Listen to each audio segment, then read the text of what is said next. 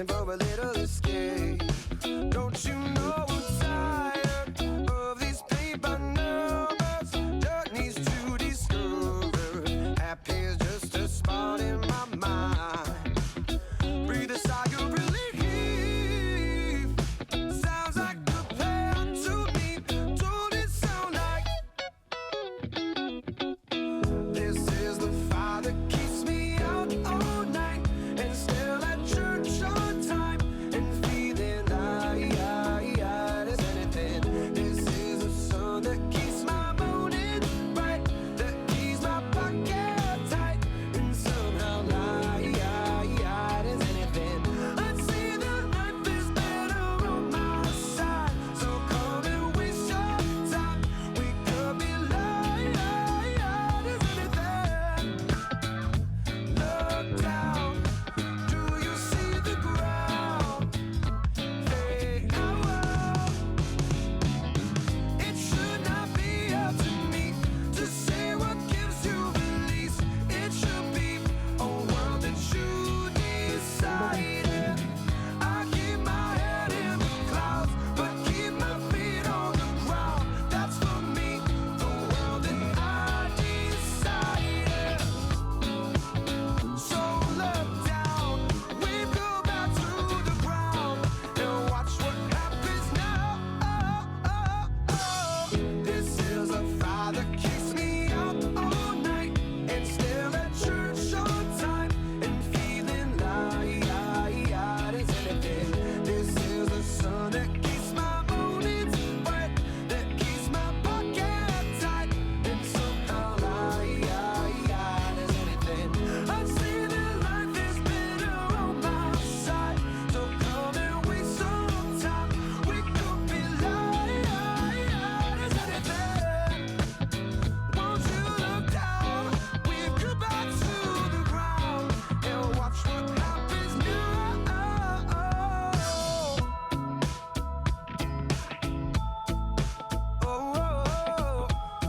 Sing, sing,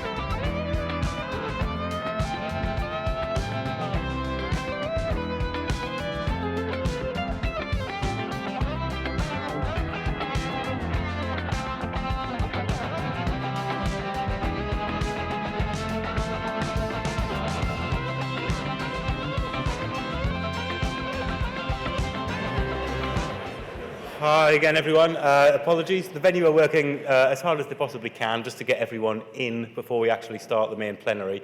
So that'll just be another couple of minutes. Thank you.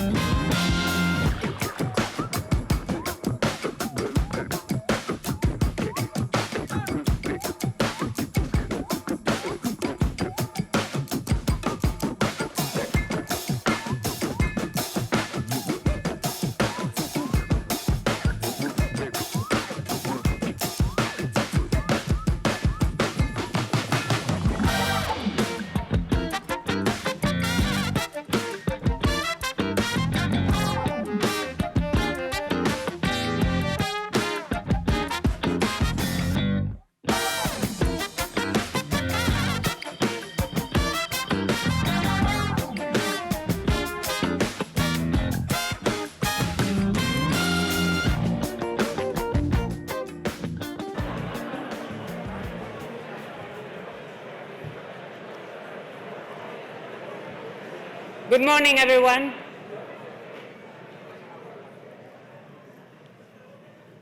Hello, good morning, and welcome all to our very first UK Health Security Agency conference. I'm Isabel Oliver, I'm Chief Scientific Officer at UKHSA, and I'm delighted to be here with you in these lovely surroundings of the Leeds Royal Armouries Museum. Thank you very much for bearing with us while we got everyone in safely to the room. As you may have seen, there are some protesters outside. The venue has increased the security, and it was important that we got everyone in safely. There's also been some delays in trains, so we'll make some adjustments to the timetable. But thank you very much for your patience in the meantime.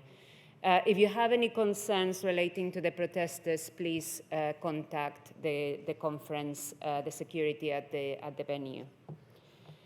So, over the next couple of days, we've got a fantastic and very full program of plenary and parallel sessions covering the breadth of health security work across UKHSA and our partner organizations, from innovative science to its application into public health policy and practice. So please make the most of it. It's really a fantastic program. I hope that by now you would have downloaded the conference app. It provides you with a guide to everything you need to know about the conference.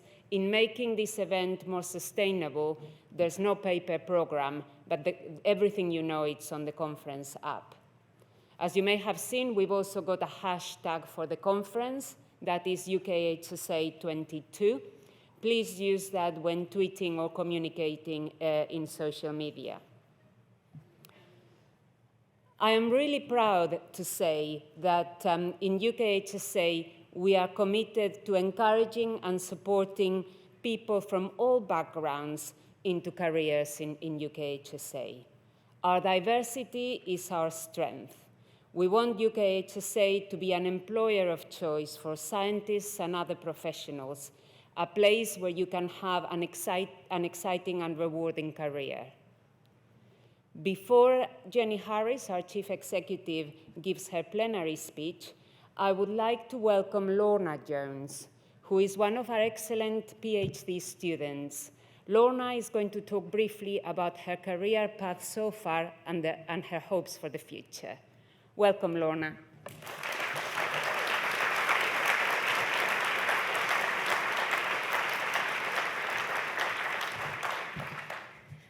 Hello, everyone, and welcome to UKHSA 2022. If you don't already know, I'm Lorna Jones, and I'm a PhD student at UKHSA. At this year's conference, we have a running theme of women in science, and I'm honoured to have been chosen as a young female scientist to have been chosen to formally open this conference. Shortly, I will hand over to our Chief Executive, Jenny Harries, for her conference address.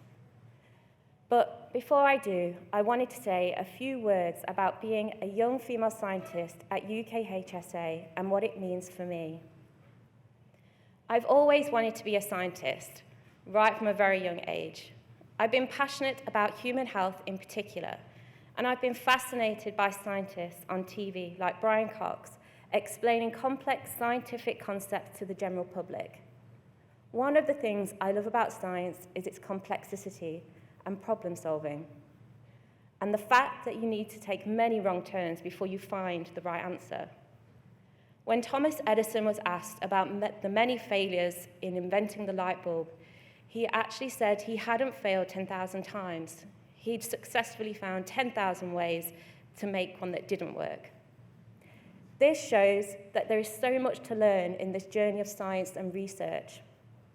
I started off my career in an NHS laboratory as a biomedical scientist, testing blood samples.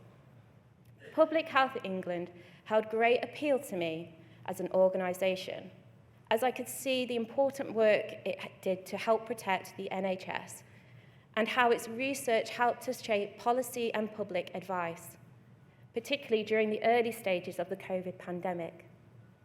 So I contacted scientists within PHE for advice and guidance to enter into the organisation. I was then fortunate enough to have been selected to undertake a PhD in microplastics at PHE, then UKHSA. A field which is receiving much more attention as we become much more conscious of the effects of plastics within our environment. My studies are particularly focused at what happens to microplastics when they're actually digested and the impacts they have on health. Being an early career scientist at UKHSA is like being part of a large supportive family. And it's one that I'd love to remain part of so that I can assist you in the future. I'm delighted to be at the first UKHSA Conference, as I'm keen to see all the work being carried out by other teams in the organisation so that I can learn, network, and collect new ideas. During the closing plenary, I will be on a panel alongside a group of varied women at UKHSA as we discuss the challenges and opportunities for female scientists. I look forward to seeing lots of you there, and I hope you enjoyed the next 2 days of opportunity the conference brings. For now, though, I'm delighted to introduce the Chief Executive of UKHSA, Dame Jenny Harries.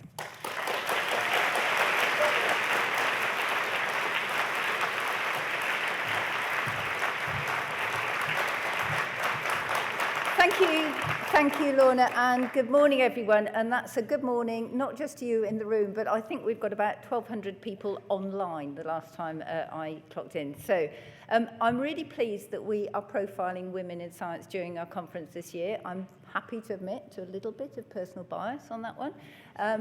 But I'm equally pleased that our younger colleagues, such as Lorna, have been brave enough to step forward into what I've discovered is actually a very large stage for this conference in quite a big room.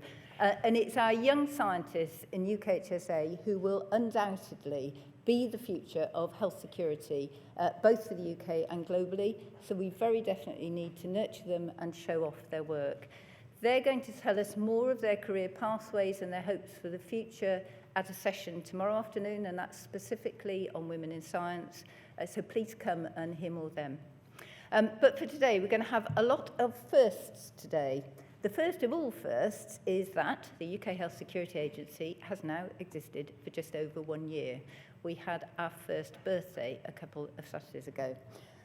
But the next first is me using an auto cue on stage while I stand here.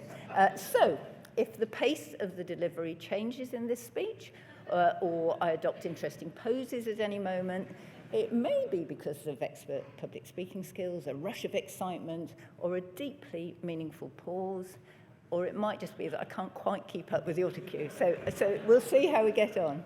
So actually, having a go at things, autocue's no exception, and doing the best that we can in difficult circumstances is exactly what you have all excelled at right through our first year. So being together in one place with UKHSA colleagues and with our partners is an achievement in itself, and it signals to me that our organisation really has arrived. Now, in thinking what to say today, I've taken a quick step back to reflect on the past, the present, but what I see as a really exciting future ahead for UKHSA with our partners. But it's a really responsible future too. If you look on the health media headlines today, you will spot avian flu in UK flocks, you'll spot discussions on monoclonal antibody therapies, issues of long COVID, and exciting debate on messenger RNA vaccines and what diseases they might technologically be able to tackle. And we in UKHSA are involved in every single one of these important areas. In reflecting today, we are joined by colleagues from right across the private and public sector to talk about how we can collectively push forward the health protection agenda, building on what we've learnt through the pandemic and through our existing and developing collaborations. And it's this collective endeavour that is so important. We have people in this room today who have contributed to the development of totally new diagnostics that didn't exist 2 years ago. People who have worked on new vaccines or treatments that have saved thousands of lives. people who've driven developments in genomics that are transforming the way we deal with disease outbreaks well outside the confines of COVID. And we have people rethinking new environmental risks and our responses. And finally, people who've used knowledge of mass gatherings to guide whole nations safely through huge events from the Commonwealth Games to the country mourning the late Queen's passing. This practical reach of our endeavour and the speed with which health protection science is increasingly being harnessed are both critical components of how our new agency does its work, making a real difference and making that difference rapidly. Now, just a couple of miles from where we're sitting, just over 100 years or so ago, William Henry Bragg and his son Lawrence Bragg made the first steps in X-ray technology that transformed medicine by pioneering the first X-ray spectrometer. And I'm certain in years to come, people will look back on this era of the pandemic with that same sense of respect and awe when remembering the great innovators of the past. We're never going to forget that the pandemic caused damage to lives and livelihoods, but it has also been a catalyst for incredible innovation that will prevent harm and protect our economy and livelihoods in the future. Now, as I said, we have around 1,200 of us in this room today, and that has to be the biggest innovation opportunity out. We can share our learning, we can challenge our thinking, capture our imaginations, and visualise what opportunities lie ahead for protecting our communities, here in the UK, but also right around the world. I'm going to come back to what you can expect over the next 2 days at this conference, but I want to start by reflecting on the main priorities of the UK Health Security Agency, because we are about preparing, responding and building. Preparing so that we're ready for and preventing future health security hazards, responding to threats around us now, saving lives and reducing harm, and building health security capacity at local, national and global level. And these goals drive our new agency forward, right from day-to-day decisions our scientists and health protection professionals make on the front line, through to top-level strategic policy advice, nationally and internationally, and always relying on and working with academic, research and industry colleagues. Now, though we have only existed for a year, we and the wider public health family have packed a huge amount into the last 12 months within these parameters of these goals, all against a backdrop of significant population and political change.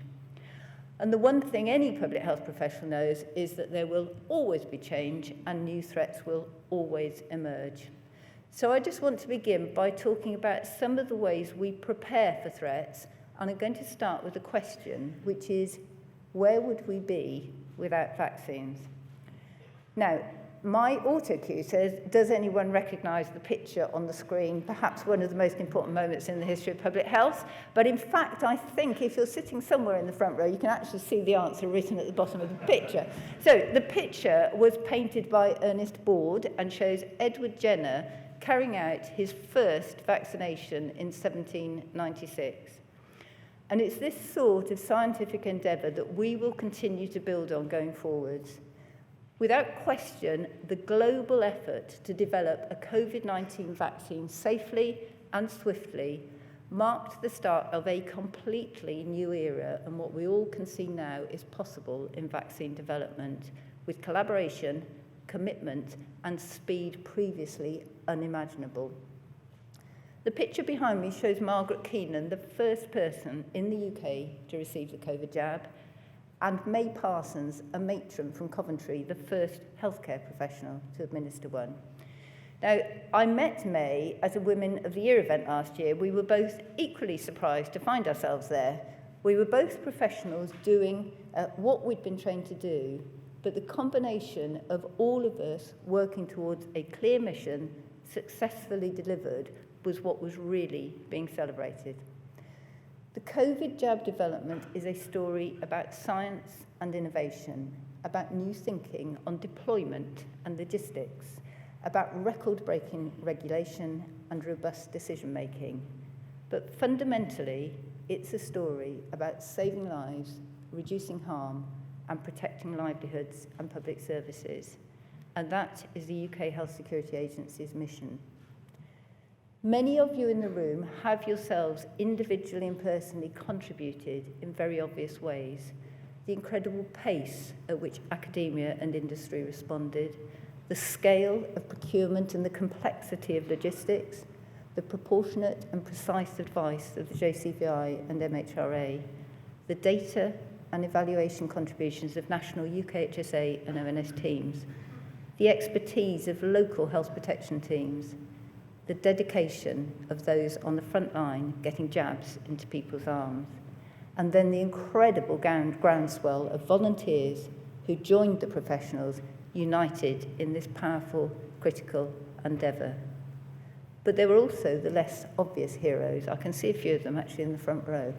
In particular, the scientists who have studied the safety and effectiveness of vaccines through live virus neutralisation studies and community evaluation, helping us identify and characterise new variants, and those brilliant technical briefings and guidance documents now used worldwide by other health protection agencies and governments. Now, if you just cast your mind back to November 2021, the moment when Omicron emerged, nobody knew for sure how severe Omicron would be or whether our vaccines would protect us. The structure of that variant foretold potential immunological doom. There was vital data coming out of South Africa, but the populations there and the health systems were very different to the UK. As usual, ministers, the media, the public, and quite rightly health professionals wanted more information, and they wanted it yesterday. And our scientists isolated and grew the virus in contained facilities from samples from the first positive Omicron cases. They then combined the virus with blood serum from volunteers with different previous vaccination histories and with previous infections from different variants. And it's these neutralisation studies which UKHSA has continued to deliver right through the pandemic as we use new vaccines and are up against new variants, that revealed the extent to which antibodies could protect against Omicron, and therefore whether most people infected in the UK were likely to suffer severe disease or to have our hospitals and health systems overwhelmed. Combined with superb data from the Community Infection Survey, we had powerful information to provide a likely scenario of what was going to play out, and in the fastest time imaginable. I know personally that those lab staff refused to go home from their work in order to complete the studies, which were of such national and international importance. And I always think we should have thanked those staff, along with critical colleagues in genomics, virology, modelling and statistics, for saving our Christmas holidays last year. Most people are totally unaware of the army of dedicated professionals keeping us safe. Like so much important health protection science, this work was quietly carried out right away from the world's gaze, giving us a head start on assessing the effectiveness of vaccines against variants so that we could take the right public health actions and save lives.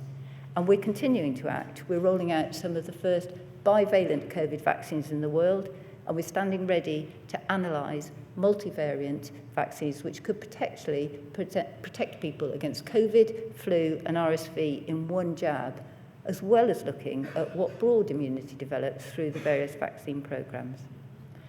There are even wider possibilities for some of the new vaccine technologies. A few years ago, who would have thought that cancer care and infectious disease treatments would be being discussed by the same scientists using new mRNA techniques? Imagine the impact that vaccines like this could have if trials prove their safety and effectiveness. How important it is that we use our data and expertise to understand them better.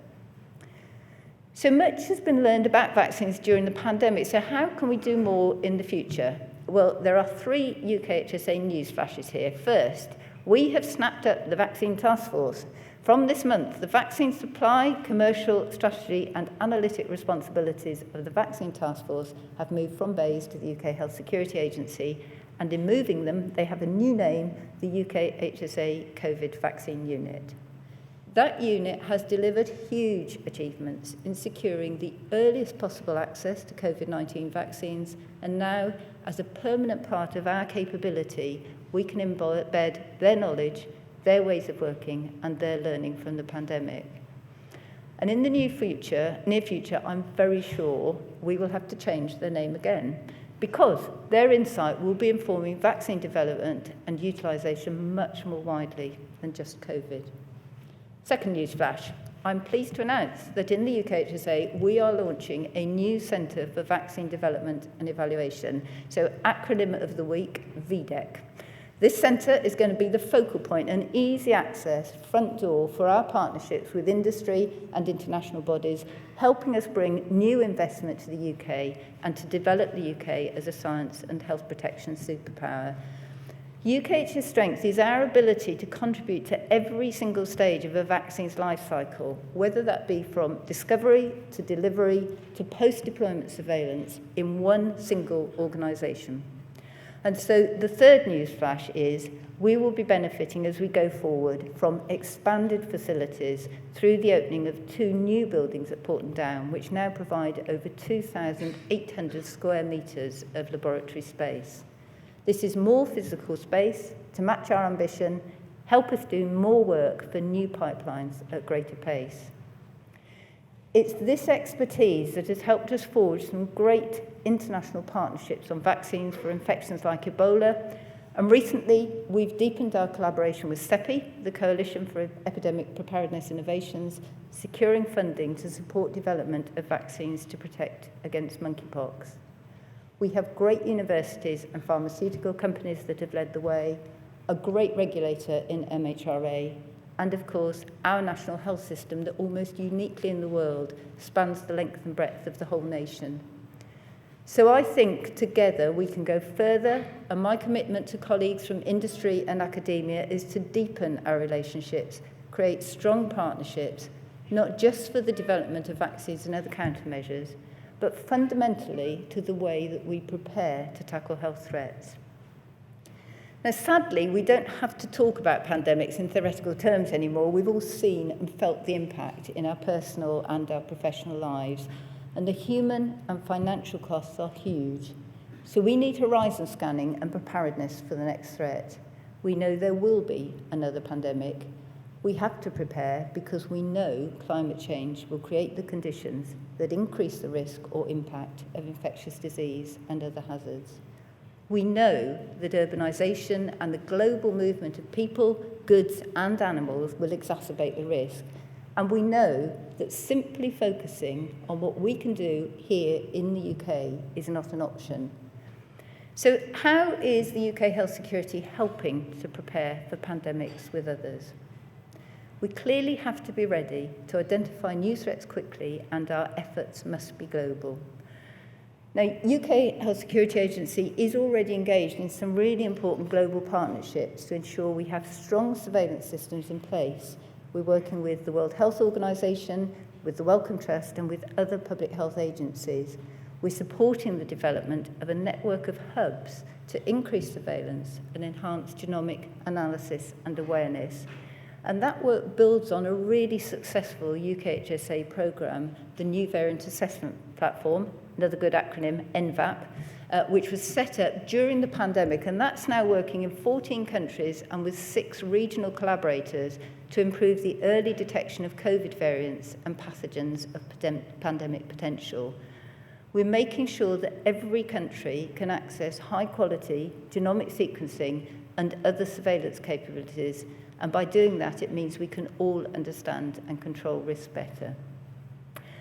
But if the world does identify the so-called disease X, being truly ready means having the best partnerships, expertise, and regulatory environments already in place globally. So our next newsflash moment, and an important development for UKHSA this year, will be our new Centre for Pandemic Preparedness. Because we want to be a key enabler of that work, working with colleagues from other pandemic institutes in the UK and promoting international partnerships with other agencies. This centre will translate the evidence from the pandemic and wider relevant science into practical, actionable interventions that can help combat future pandemics. The Centre will seek to develop a work set of recommendations which we will share proactively, and we hope it will become a key enabler of collaboration in the event of future pandemics. Now, of course, our winter vaccine campaign this year is where pandemic preparation meets routine public health protection in our communities. And the epidemiology this year is unpredictable, and preparedness is the most effective tool in our armoury just now. So from next Monday, the 24th of October, we'll introduce a wide range of activity, including TV and press advertising, and you'll see UKHSA and NHS leaders on our official COVID and flu vaccine marketing campaigns. And I'm pretty confident that this is one audience where I don't need to encourage anyone to promote the campaign. No matter how good our preparation is, we also need to deliver our second goal, and that's responding. Health threats are always around us. This agency responds 24/7 to incidents every year, ranging from small chemical hazards right up to international monkeypox outbreak and things like the Salisbury Novichok poisoning. And over the last year, we have seen many diverse threats emerge in a short period of time. Now, like me, there are many people in this room who've worked on a whole load of different incidents previously. I think back to the 2014 West African Ebola response and later to the Zika virus outbreak. We've had floods at both ends of the country, and we've had hurricanes we've dealt with in the overseas territories. But despite that, this year has felt unprecedented.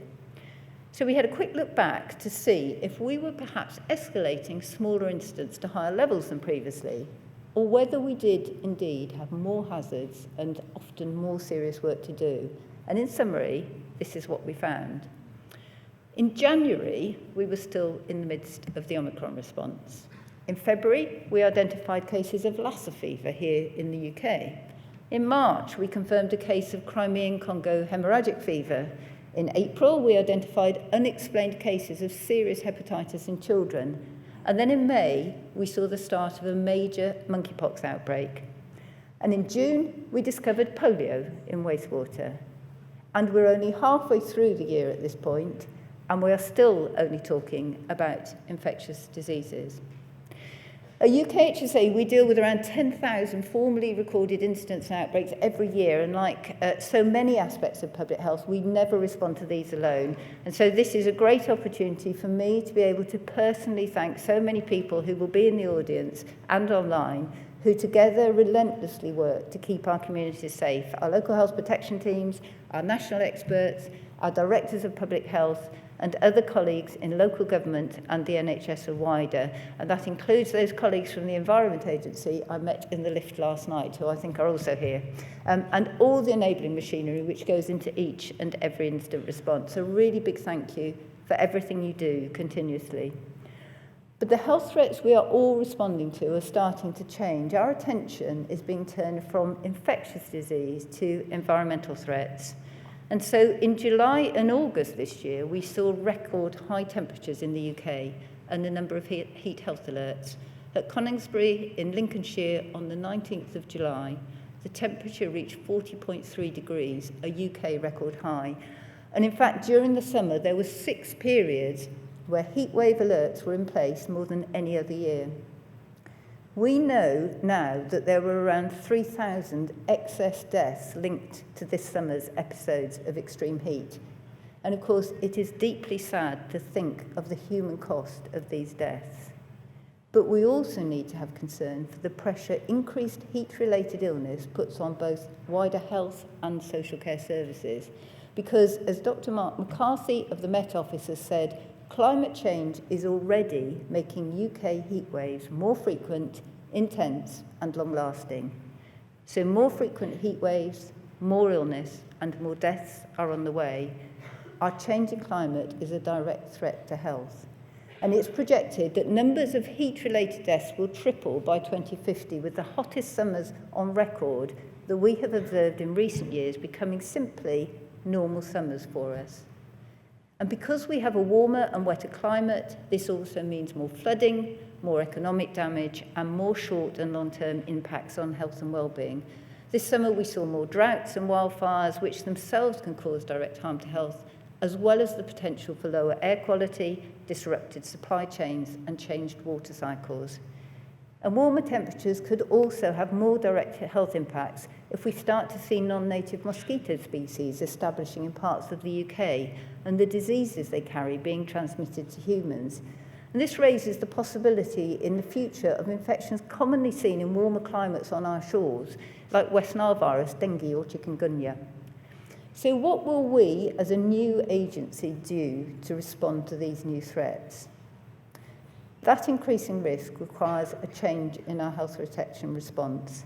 So the next UKHSA newsflash. Later today, we will be launching UKHSA's Centre for Climate and Health Security. We want that centre to strengthen the scientific evidence available to health professionals and policymakers, and as policy is implemented and evaluated, that centre will help to build greater understanding of whether interventions are working to protect people's health. Under the leadership of our new colleague, Leah Barone-Ford, we're bringing together experts from across many disciplines, climate scientists, our experts on extreme weather, and entomology colleagues who protect us from risks posed by vectors of disease transmission, such as mosquitoes and ticks. And over the next year, that centre will roll out a range of resources for professionals and decision makers, and we'll be coming to talk with you to find out what you need from us. But what you can already expect is an online hub for climate evidence and data, best practice in climate security, and guidance that will tangibly support action to improve the protection of individuals and our communities. And next year, we'll publish a single adverse weather and health plan, replacing the heatwave and cold weather plans for England, and providing guidance on how to respond to hot and cold weather, flooding and droughts.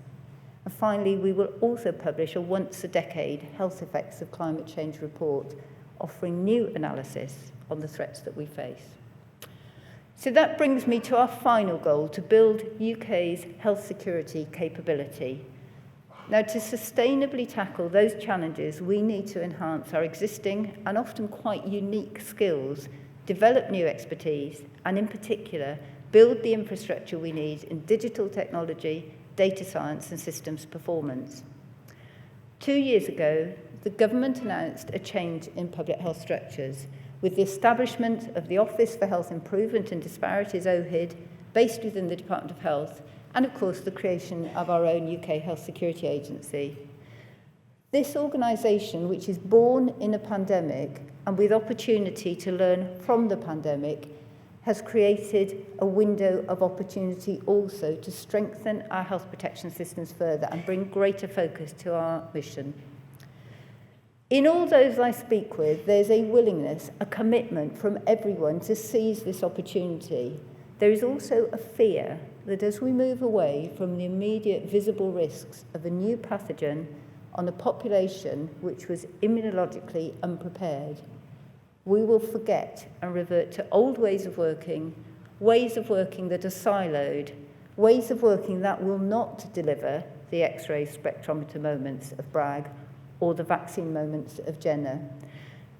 This resolve recently has allowed us to build unprecedented collaborative ways of working across different sectors and professional groups. For example, with colleagues in the devolved administration, with public health colleagues in local authorities, and with our academic research and industry partners. It's also highlighted actionable opportunities, particularly in the area of data collation and utilisation, and for the development of scientific careers. The pandemic has really raised the bar in how we deploy data to and with multiple audiences. And UKHSA and ONS colleagues led the way in harnessing that data to gain insight, utilise new visualisation techniques and guide decision making. And what we've seen is that the public have been engaged as never before with services like the COVID dashboard. It seemed that every journalist, politician, and I have to say in my family, even one's own relatives became armchair epidemiologists. And as the pandemic period settled in, people accessed UKHSA analysis themselves and used it to make judgments on the health risk for their families and the actions that they could and would take. So this was very real public information for public health action. So we're ambitious about building our data and analytics capability to drive better health protection response and policy making, to help the public help protect themselves, and to work with academic colleagues, particularly with transparent data flows to maximise research access. In short, sharing the right data with the right people at the right time, and of critical importance to do that to support local communities. We also want to build brilliant career pathways in UKHSA, as Isabel and Lorna have noted, to secure specialist skills for future generations and to provide a great environment in which to work. We hope that wherever you're starting organisation and whichever country in the world, you will increasingly see spending some time with us in UKHSA as a must-do in any public health career.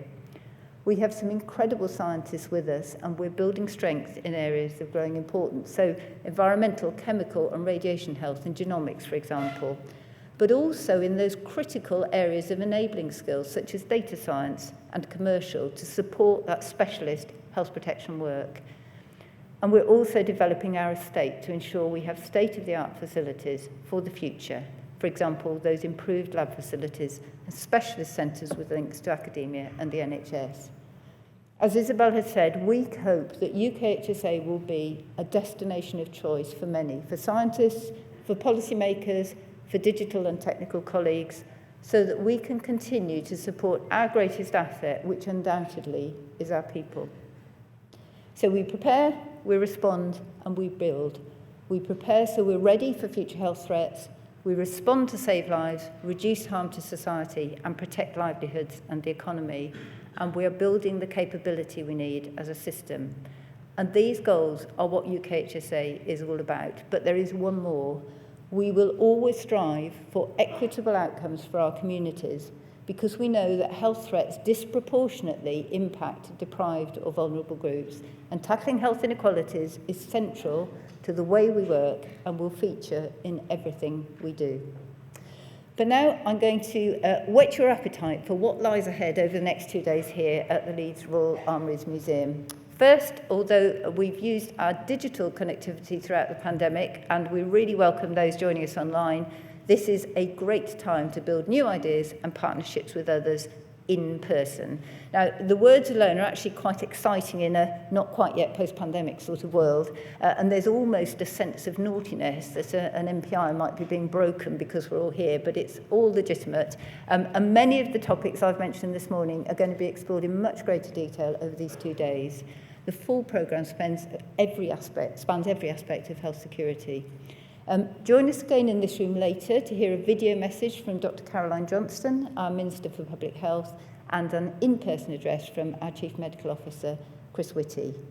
We've also got a plenary session on protecting public health in a post-pandemic world later this afternoon, and then we wrap up today's activities in this room with the launch of that Centre for Climate and Health Security. Then we move to tomorrow. I'm very much looking forward to our panel session on global health security in the morning. We've got some great contributors from, as you would expect, from right across the world. And we'll close the conference by continuing our theme of celebrating women in science through that dedicated panel session, followed by some closing remarks from our chair, Ian Peters.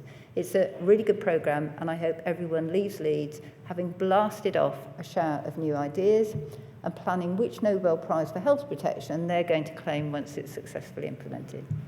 To get the best out of the varied programme, please make sure that you download the very brilliant conference app. I can say that with conviction now because I've managed it with a bit of assistance, and you didn't need the assistance. So in summary, just finally, I want to say just 2 things. First of all, thank you. Thank you is never a sufficient articulation for the life-sustaining work and the countless hours given on a daily basis to protect lives by colleagues in this room and back in our offices, our labs, our local authorities, our riverbanks and our fields, our ports and our airports, and our hospitals and our care homes.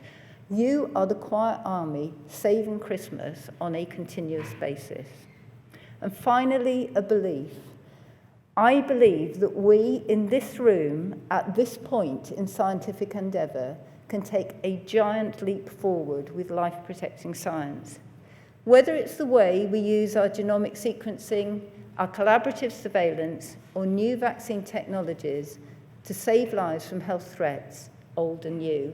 We can only do this, though, with continued partnerships, transparent data sharing, and retention of that drive of a clear, single, shared mission to save lives well beyond the rise and fall of COVID-19 waves.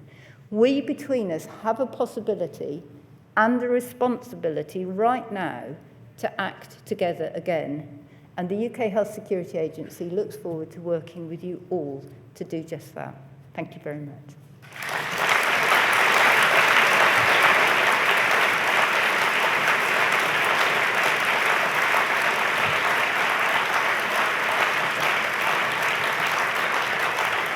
Now, I can see Bob hovering on the sideline, but I think the instruction is to say that's the end of this session for now, but we now move into our parallel sessions. All of the details for those are in the app. You hopefully will have signed up before, and you'll be able to head off into those. And I think Bob is coming forward to say a few words to organisers. Thank you, Dame Jenny. Just because of the delay at the beginning with the registrations, we won't be having the breaks that are advertised on the schedule.